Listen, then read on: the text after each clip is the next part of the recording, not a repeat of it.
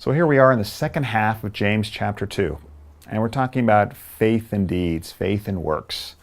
And in some ways, this is a central concept in the letter of James, what we do and how we live our lives, and how the lives we live should be reflective of what we believe in. And so in some ways, this is the key concept to have under our belts when you're reading James. You're thinking, how does faith and deeds go together?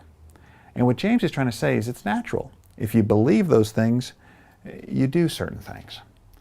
And I think, to me, it's helpful to think about this instinctively, that, how do our beliefs and our actions fit together? And I say they fit together actually all the time. When you go to a restaurant and you're going to, eat that food, it's actually an act of faith. You have to, at first you're wondering, do I believe this food is safe to eat?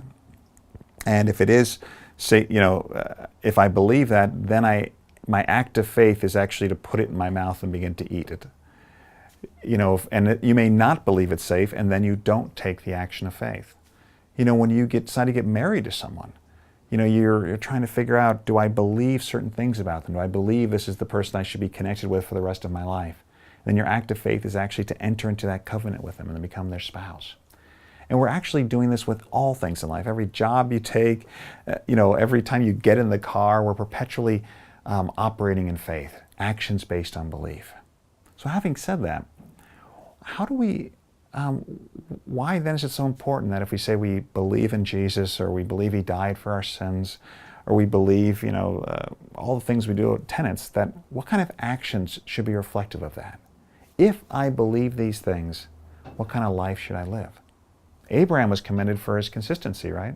He believed these things about God, and thus he did these things. How do we do that? What are the things in your life that you think should be affected by your faith, and why?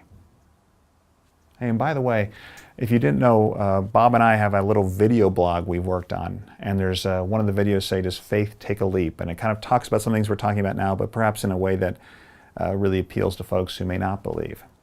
I just want you to know about that resource. Hey, have a good subject, good discussion this week.